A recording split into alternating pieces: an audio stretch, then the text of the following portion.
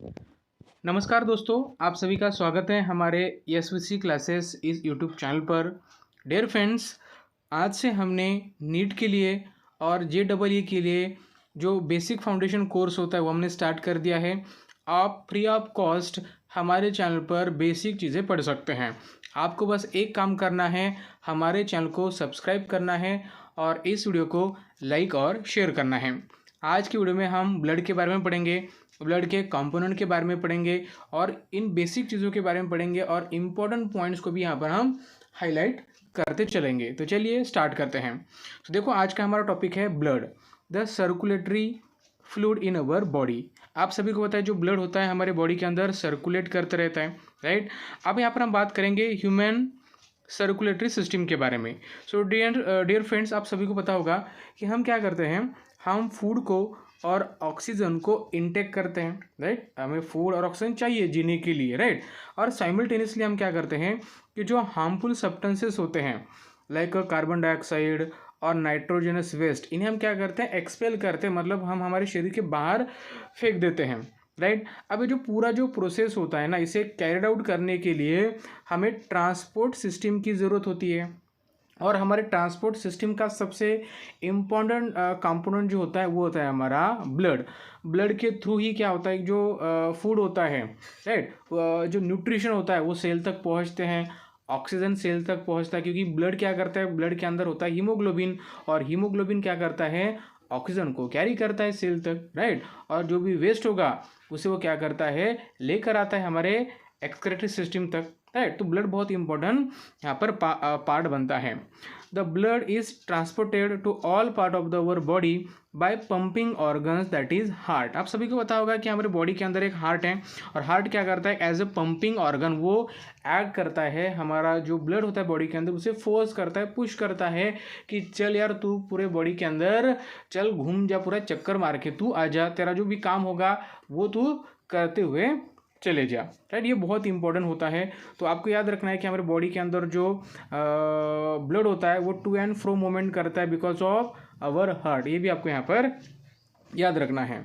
Our circulatory system consist of blood, blood vessel and heart. आप सभी को पता है कि जो सर्कुलेटरी सिस्टम है वो किससे बनी हुई है, वो ब्लड से बनी हुई है, ब्लड वेसल। ब्लड वेसल का मतलब क्या होता है कि हमारे बॉडी के अंदर आपको पता है छोटे छोटे पाइप्स होते हैं, एक्चुअली पाइप्स नहीं है, वो वेन्स है, राइट। तो हम पाइप भी कहेंगे।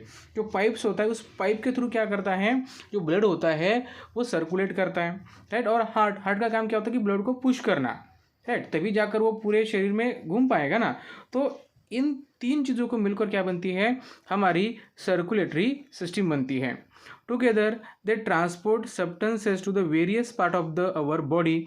The blood flows through the blood vessel, its flows is regulated by the heart. आप सभी को पता है कि जो हमारे ब्लड का जो फ्लो होता है, राइट, उसे रेगुलेट करने का काम कौन करता है, तो हार्ट करता है। ये आपको सबको पता है।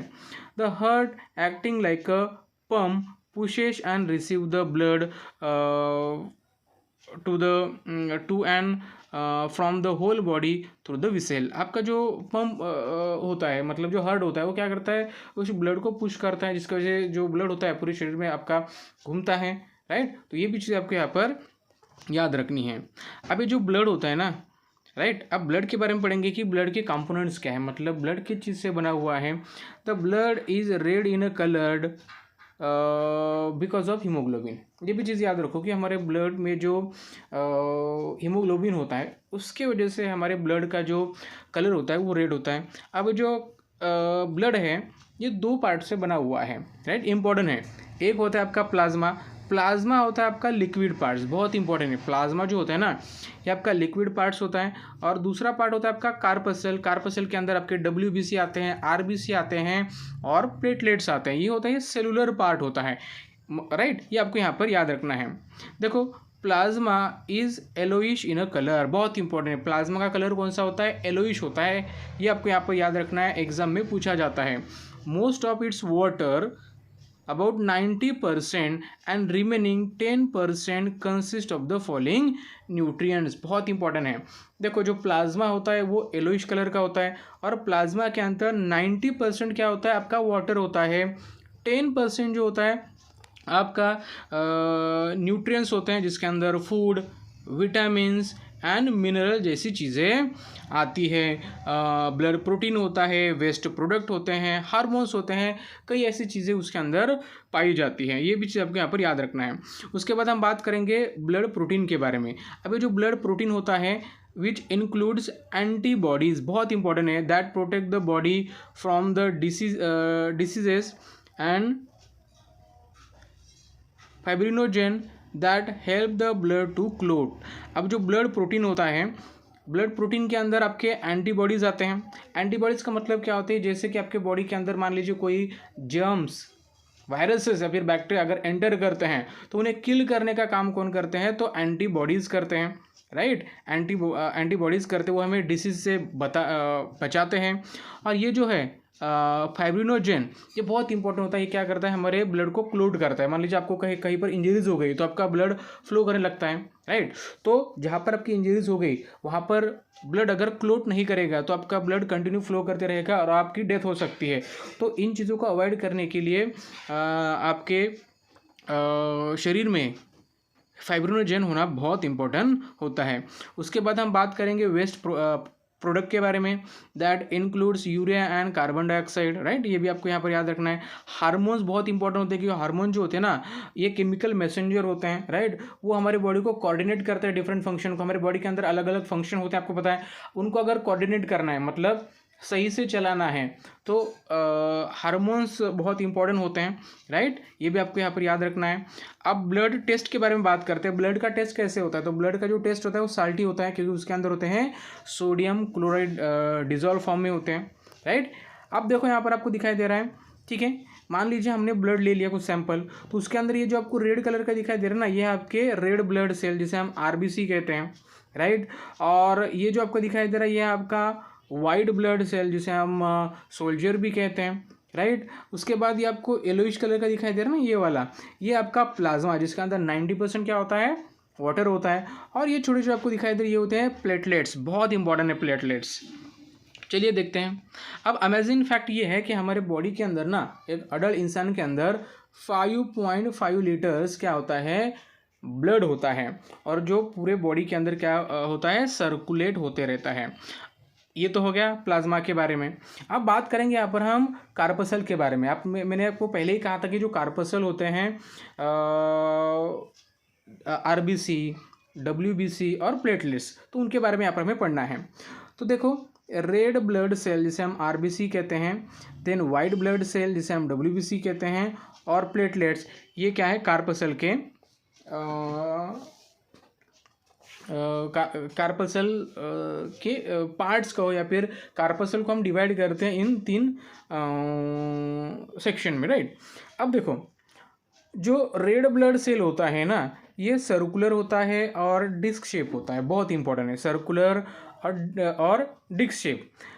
These cells initially had a nucleus. अब देखो, ये जो सेल होते हैं ना, आरबीसी के जो सेल होते हैं, इनिशियली इनके पास क्या होता है, न्यूक्लियस होता है, right. But they lose its during maturation. जब वो मैच्योर होते हैं तो उनका जो न्यूक्लियस होता है वो लूज होता है, डिसअपियर होता है।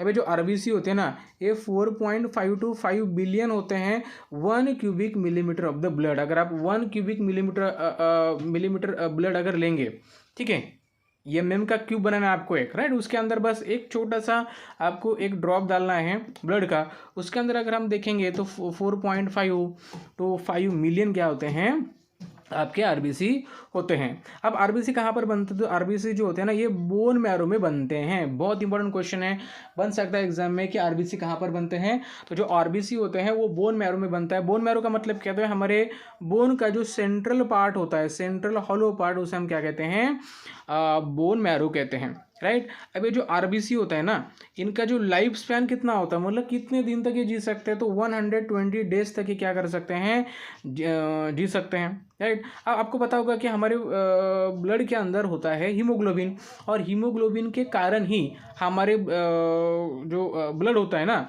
वो ऑक्सीजन को कैरी कर सकता है। मतलब हीमोग्लोबिन बहुत इंपॉर्टेंट है, राइट। अब देखो, their red colour is due to the iron and protein. बहुत इंपॉर्टेंट है कि हमारे जो ब्लड है, हमारा जो ब्लड है उसको रेड कलर क्यों आता है, क्योंकि because of iron and protein compound की वजह से, जिसे हम कहते हैं हीमोग्लोबिन। और हीमोग्लोबिन का काम होता है कि ऑक्सीजन को क्या करना, कैरी करना। मतलब एग्जाम में क्वेश्चन पूछा जा सकता है कि ब्लड के अंदर ऐसा कौन सा कंपोनेंट है कि जो ऑक्सीजन को कैरी करता है, तो दैट इज हीमोग्लोबिन। और हीमोग्लोबिन किन चीज़ का कंपाउंड है, तो ये आयरन और प्रोटीन का क्या है, कंपाउंड है। ये चीज़ें आपको यहाँ पर याद रखनी है। अब यहाँ पर हम बात करेंगे WBC के बारे में, राइट। WBC, अब जो WBC होता है ना, होता है उसे हम ल्यूकोसाइड भी कहते हैं, बहुत इंपॉर्टेंट है। WBC क्या कहते हैं हम, ल्यूकोसाइड कहते हैं। Okay, they are larger than the RBC and have a distinct nucleus. अब बहुत इंपॉर्टेंट है कि जो WBC होते हैं, राइट, वाइट ब्लड सेल होते हैं ना, ये लार्जर होते हैं in size than the RBC, right, और इनको एक न्यूक्लियस भी होता है, राइट। ये भी आपको यहाँ पर याद रखना है। They are much less in number. अब इनका नंबर जो होता है वो बहुत कम होता है एज़ कम्पेयर टू RBC। ये 500 to 800 होते हैं पर cubic millimetre of the blood. बहुत इंपॉर्टेंट है। RBC कितने होते हैं, रेड ब्लड सेल कितने होते हैं, वो होते हैं 4.5 to 5 मिलियन होते हैं, राइट, पर क्यूबिक मिलीमीटर में। और WBC कितने होते हैं, तो WBC होते हैं हमारे जस्ट 5000 to 8000 होते हैं पर cubic millimetre of the blood. ये आपको यहाँ पर याद रखना है। अब ये जो वाइट ब्लड सेल होते हैं इन्हें हम सोल्जर भी कहते हैं। क्या करते हैं ये, कैप्चर एंड डिस्ट्रॉय करते हैं जेम्स को। मान लीजिए आपके बॉडी के अंदर कोई अगर जर्म वगैरह अगर एंटर करता है तो उन्हें कैप्चर करते हैं और उन्हें डिस्ट्रॉय करते हैं, इसलिए उन्हें हम क्या कहते हैं, आर्मी कहते हैं। Thus they protect us from the disease as far as possible, they provide us immunity. यानी जो WBC होते हैं वो हमें रोगों से बचाते हैं और हमें क्या करते हैं, इम्यूनिटी प्रोवाइड करते हैं।